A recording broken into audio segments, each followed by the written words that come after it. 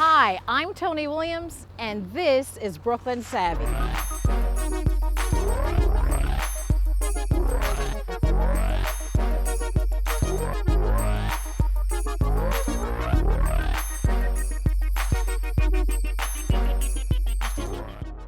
Hi, I'm Tony Williams, and welcome to Brooklyn Savvy. We're here with Linda Sarsour, and you are the Executive Director of the Arab American Association of New York. And I'm so happy that you're joining us today.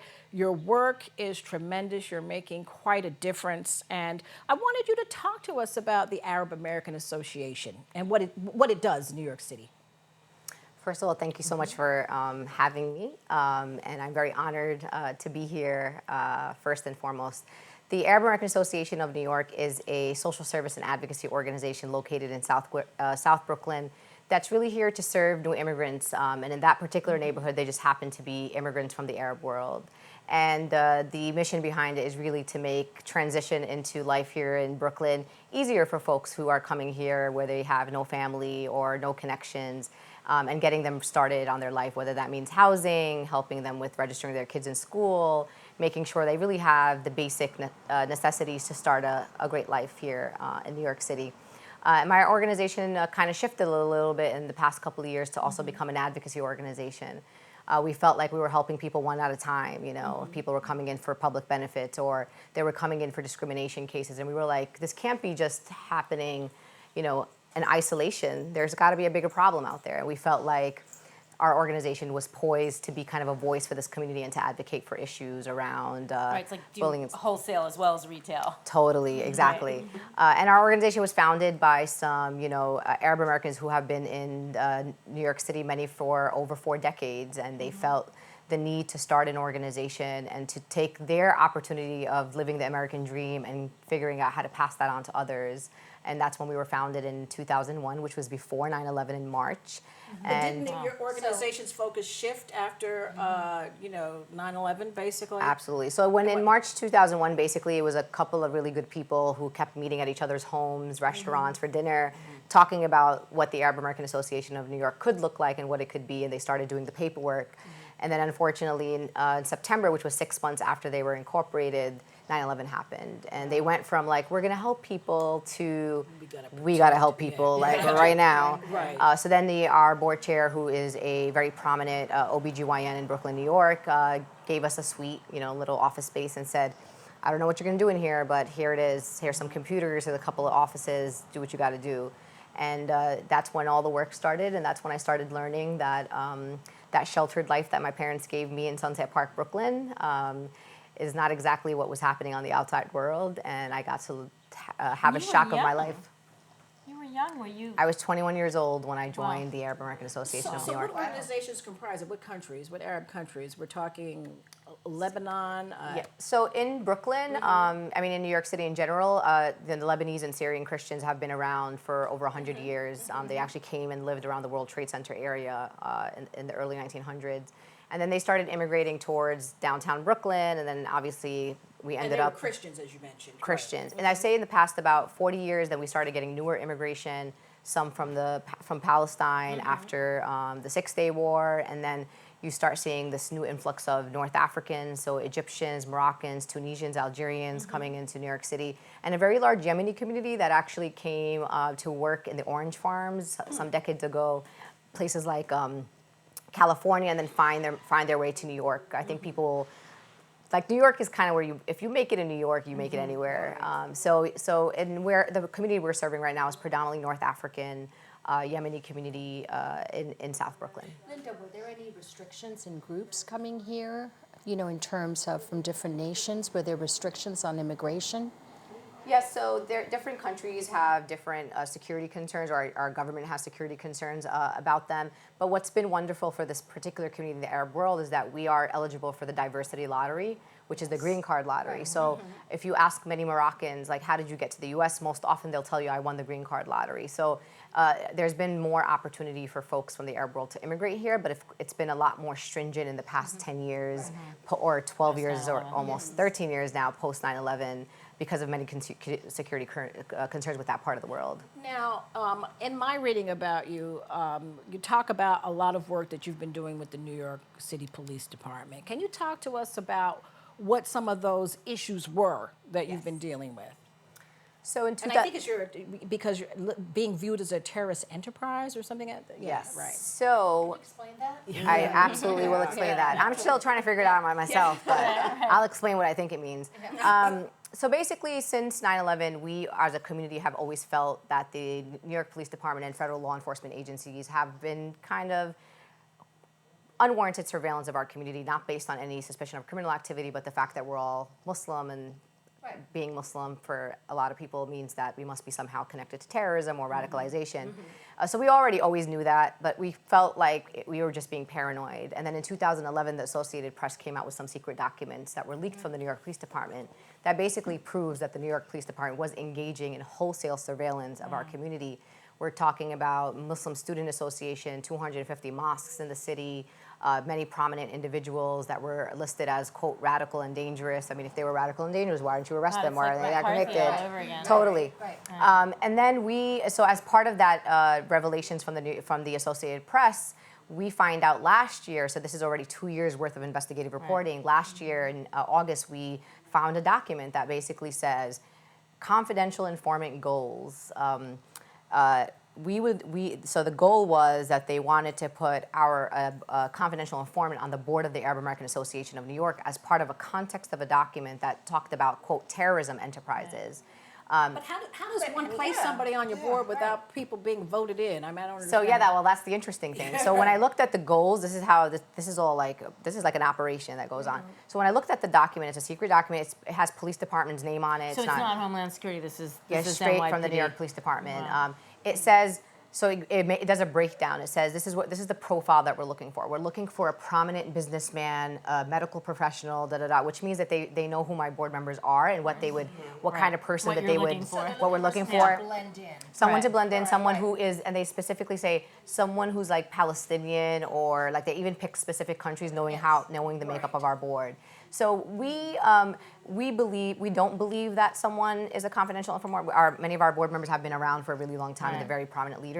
But we do know that in 2009, someone attempted to get at our board, and we were like, who's that person? Right. We didn't really see How the did you come to relevance. us? Yeah. Right. And it was kind of like at that moment, we didn't have any slots open. So there's been, obviously then it takes you back and you start thinking about, So we're pretty confident that we didn't get in a confidential informant. But what really scares me about that is, look, there's a difference between an NYPD undercover going into a mosque, which is a public place, like you can walk into a mosque, right?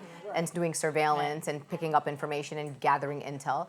But there's a difference between putting someone on a private entity. We are a private entity with a board. This person would have access to our donor base, our client base. They would financial everything. So I feel like that for me is a violation. If NYPD wanted that, they could have it anyway because course, you're a totally. nonprofit organization. Absolutely. But they wouldn't have the immediate access. They would have to go through much more proper channels. The reason that they were doing that because they feel they're protecting the public, essentially. So how can they? I mean, how does that work, or how can that work? It doesn't work, and that's the it doesn't work. I mean, it's ineffective policing. It makes our taxpayer dollars target an entire community. It's very akin to stop and frisk, right? You stop 685,000 young black and Latino young men in New York City, and then over 90% of them are innocent or don't even get arrested. And then you tell me you're trying to keep me safe, but what you're doing is you alienate a whole segment of our community. It's the same thing with us. If you want information, I mean, the thing is that the fact that the New York Police Department doesn't trust our community to bring back this information, as if like, I'm gonna hear that some guy in our community wants to create a terrorist attack, and we're just gonna sit back and be like, whoop, well, let the guy do what he gotta do. Like, as if there weren't Muslims that died on 9/11. It's like, it's serious. Like you would allow for that. Like you don't have loved ones right here and have a stake in it. It's like how did That's like a whole story of people assuming that there is a scapegoat or someone who knows, and yet they're rooting for the enemy, and yet they live here and have family here and are setting themselves up as well. And it's So- like, and I remember, one of my friends, Talat Hamdani, her son was a NYPD cadet and was a rescue worker on 9/11, and he went missing.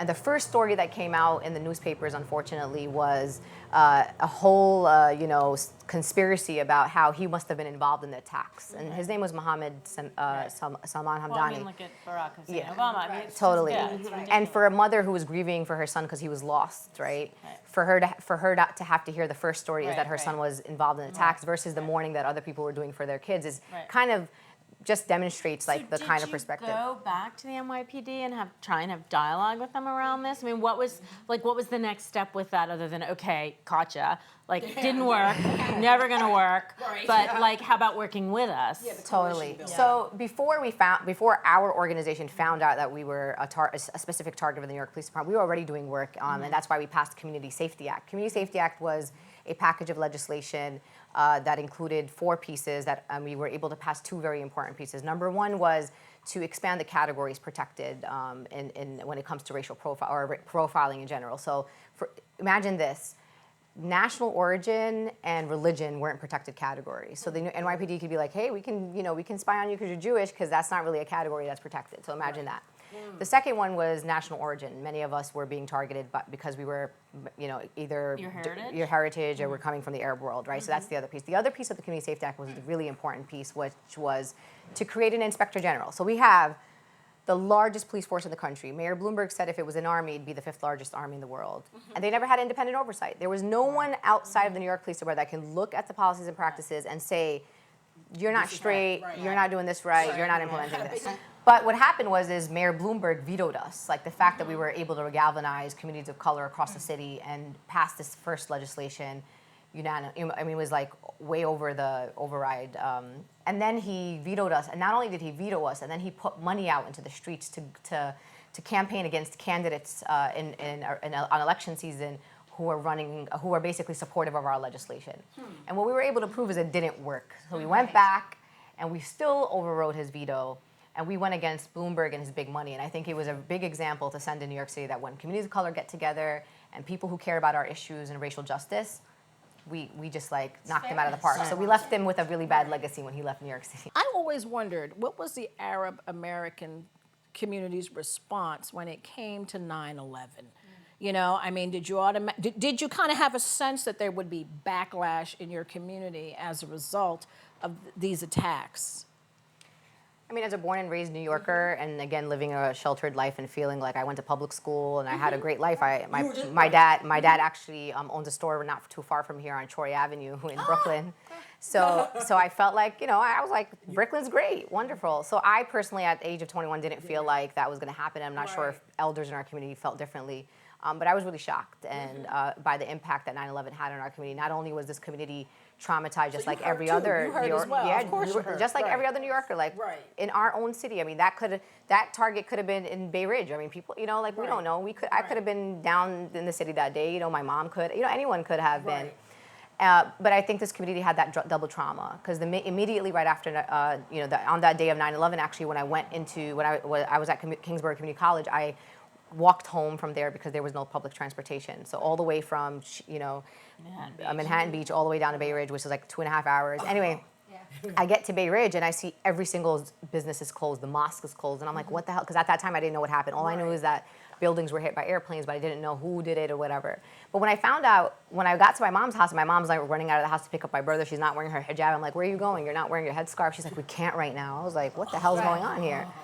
And then being part of the Arab American Association and then seeing, women coming to my office and being like, they picked up my husband 3 days ago. I haven't heard from him. And I'm like, what do you mean they picked up your husband? And just really seeing the impact of selective arresting of people with a cause. So there was weird, and I would, once I would get more information, I'd find out like they were like arresting people on name sharing. I'm like, really? Like everybody in our community is named Muhammad. Like really? Like you want to pick up every Muhammad Ahmed that's out there?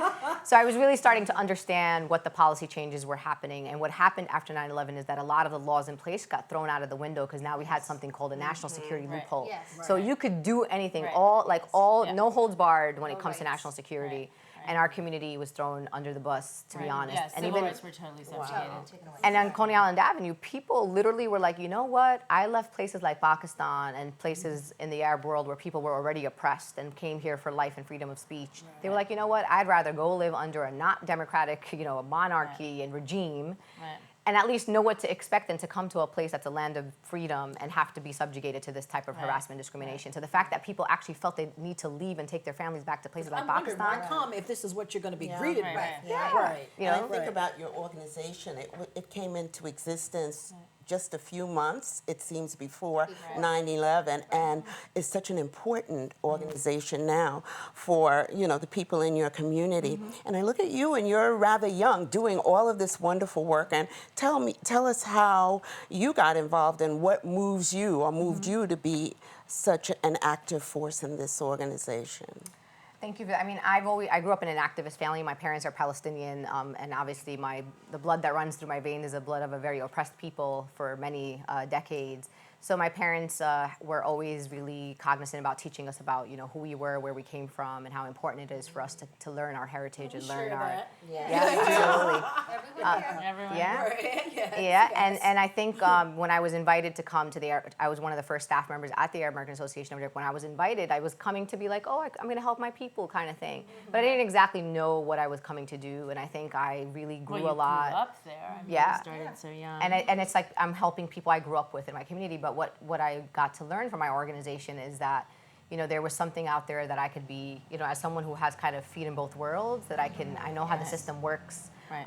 Well, change from within and change from the outside in. And I'm also, I'm born and raised here. It's like, where's my country going to deport me to? Like nowhere. So I felt like also more courageous than a lot of people in our community. So that's been important. You mentioned that you're Palestinian, and prior to our taping, you have relatives in Palestine. How does what is happening over there influence the Palestinian community here?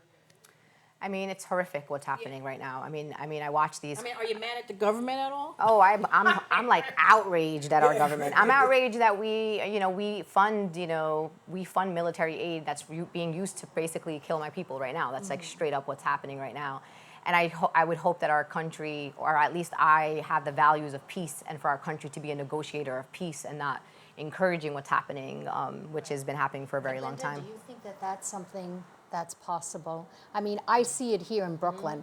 I see how people put aside their differences, and we all nations, just us sitting here, we're all representing different nations and different religions, yet we all work together, have a harmonious relationship. Am I being a Pollyanna? Am I dreaming? I see it here in Brooklyn. Totally. I think you're not being a Pollyanna, but you're kind of being a Pollyanna a little bit. Why? Because we're sitting here very privileged people, and when you look at when I look at totally, and I think when I in places like for example in Gaza, we're talking about people who live in an open air prison. They have their borders blocked off. You know what I mean? They have no. Not the same opportunities that we have, and I think there's so many places all over the world. Totally. But I think of the media, and is your organization working with the media? I mean, there's a lot of negative, when it comes to Arab Americans, lots of negative. Who's advocating, or are you tackling that issue as well? Because a lot of that shapes public opinion. So I will say in this recent conflict, I'll give you an example. It's one of the first times I've ever seen Palestinian voices talking about our narrative and giving our side of the story. That really hasn't been. And on Arab and Muslim issues, I mean, I've had opportunities on CNN multiple times, MSNBC. I've been on national network televisions, and I think what happens is when people see people like me, they're like, wait a minute. She speaks English. She knows what she's talking about. She's Brooklyn savvy. People connect to that, right? So I think the more people start seeing people that look like me, right, and start being able to find things to connect with me about, I think people are oftentimes I talk about being a mother. Mothers are like, oh yeah, she's a mom. And connecting and humanizing people, I think, is a next step. So that's something we're doing, and I'm very fortunate to get a lot of opportunity to write op-eds and kind of share my narrative and share my story, and that's happening with many other, actually, women in our community, which I think is wonderful. But I think back to what you were saying about yes, it's a first step that immigrants are coming to this country, but then the unfortunate reality is that once they get in here, we're not really treating them very nicely. Right now, we're waiting for our Congress to figure out what they're going to do on immigration reform. We have 11 million undocumented neighbors in this country that we don't know what to do with. Now we have 47,000 kids at the border that people want to send back to drug cartels, to rape, to all the kind of horrific conditions that they can go back to in this country. And I think to myself, really, like, we're superpower, like, we're, you know. Well, not only that, all the people making the decisions were immigrants at some point in their family. That's what You know, I mean, you know, you want to talk Native Americans, it's a different show. Too long ago, they forgot. Right, that's it. Right. Too long ago. Right. Now, you were a champion of change. Talk to us about that. That's extraordinary. So in 2011, I was honored by President Obama in the White House as a champion of change. And I actually, when I found out, I thought they were like kidding. I was like, I always criticize President Obama like all the time. Like, why is he trying? Why is he ironing me? Whatever. So, and I think that really kind of was a little hopeful moment for me. Not because I was getting honored by the President of the United States, but I think it was because, wow, like I can be a voice of dissent. I can constructively criticize my government. That's the problem. Right now, it seems like you can't be a voice of dissent, but you yes. Continue though. Right. What's a democracy? The ability to tolerate dissent. Absolutely. So while I'm getting invited to the White House, I'm getting spied on by the government, which, you know, I guess it outweighs, it balances its way out.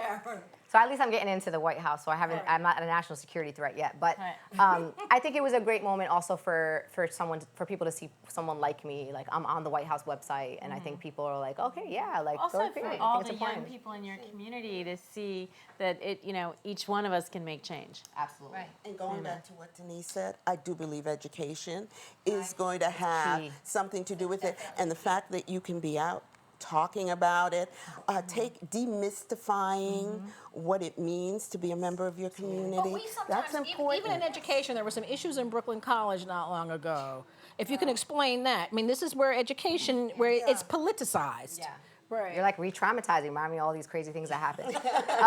You know, Brooklyn College was a great example of when elected officials need to step out and mind their business and uphold academic freedom. And there was a controversy at Brooklyn College where a group of what they call Students for Justice in Palestine, which interestingly enough, many of the students who are part of that are actually not Palestinian. Many of them are actually African American and white. But anyway, and elected officials getting involved, they wanted to bring a controversial speaker, which everybody in college does. You always want to be controversial.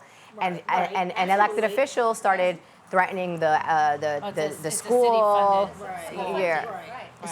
threatening the school, and basically saying no. How could dare the political department like endorse this event? They didn't endorse it. It was it's an event that Was it a student organization that was bringing them in?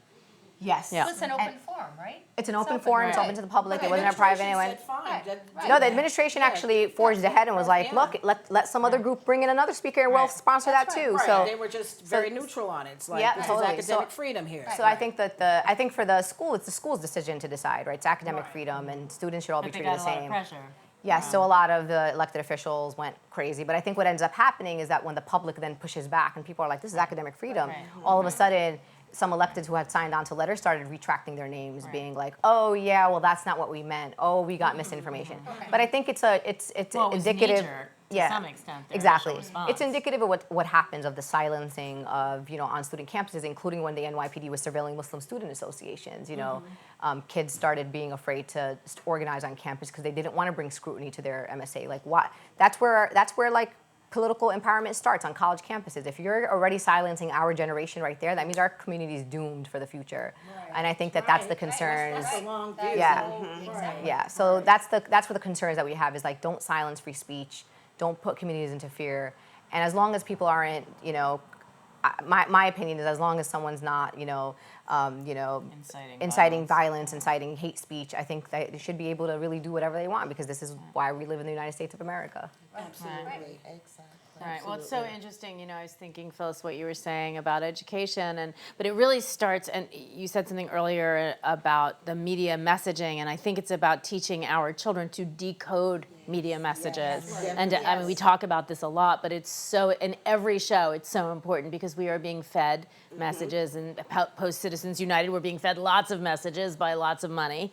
And it's just it's sometimes conflicting. well, always conflicting, exactly. yeah. And it's really a question of, having the skills and teaching our kids the skills to be able to understand what they're being fed.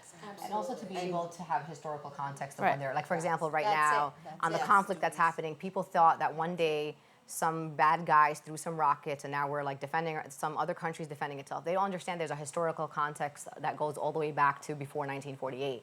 And I think we're known, and these are studies that I didn't do, that Americans are known to be lazy. They just, whatever they are fed, they do. They don't read. They are not well read. Yeah, we believe everything we read. So I think even on sometimes people are like sharing articles like on Facebook, and I'm literally like the Facebook police. I'm like, this is not a credible source. That's not that never happened. That and then people are sharing. Especially with social media, it's so easy to forward and share. I mean, we've all seen that about every issue. Yes. About But every I am issue. very happy to say that I'm seeing that our kids are actually delving deeper.